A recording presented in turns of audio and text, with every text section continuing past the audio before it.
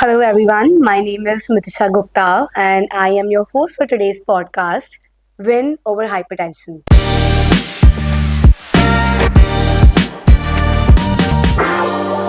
where you can learn how to take care of your blood pressure through exclusive insights and practical advice. Today, we're talking all things about hypertension, why is it caused, how it matters, and most importantly, how to take care of it effectively. Hello, doctor. It's my honor to have you on this podcast today. I'm Dr. Partha Ghosh, associated with Apollo Excel Care Hospital as a senior internist. I am practicing internal medicine since last more than 25 years. So, doctor, by now we all know what hypertension is. But can you please elaborate on it?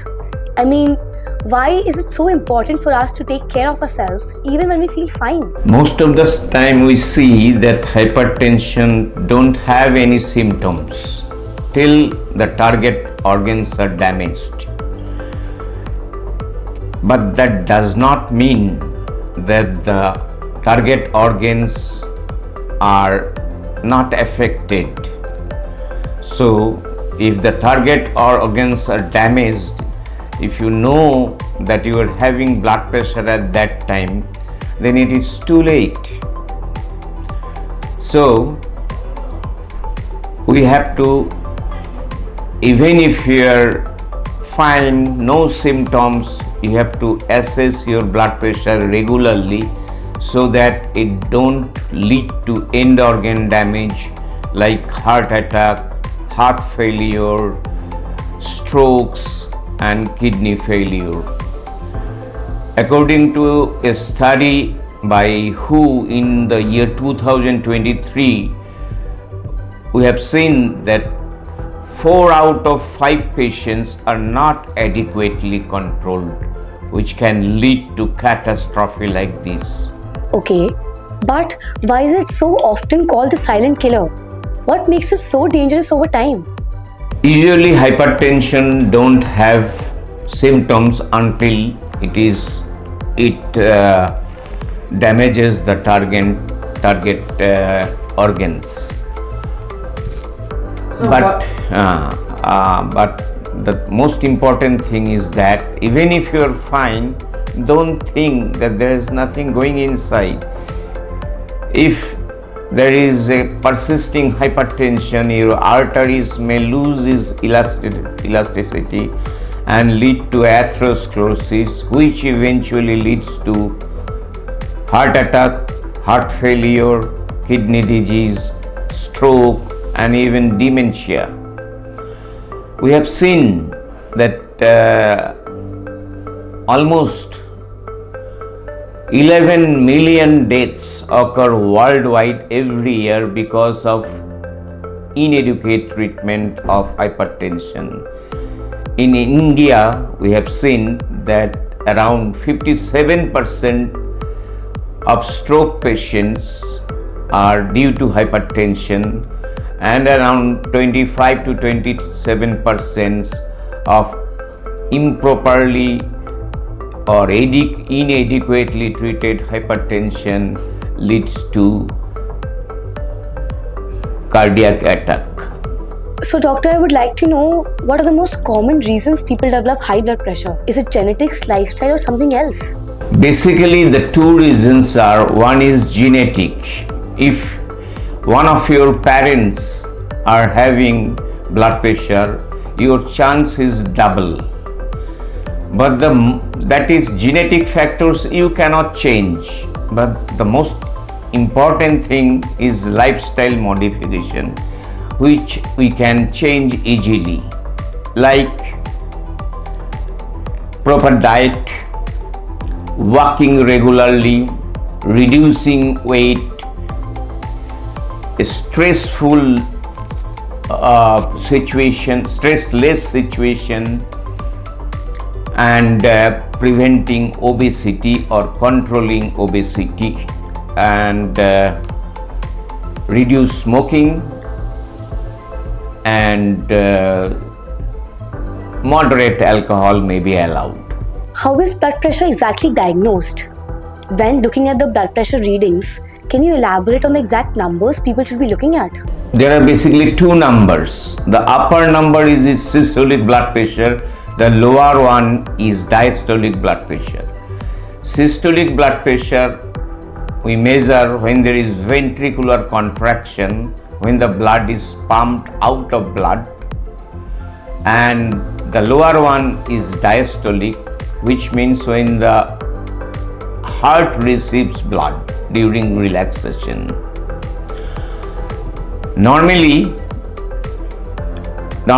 BP should be around 120 by 80 millimeter of mercury, and when you call it to be a patient of hypertension once it reaches more than 130 by 80. So I would also like to know, if someone has just been diagnosed with high blood pressure, what are the changes you would want them to make in their daily routine? Number one, balanced diet.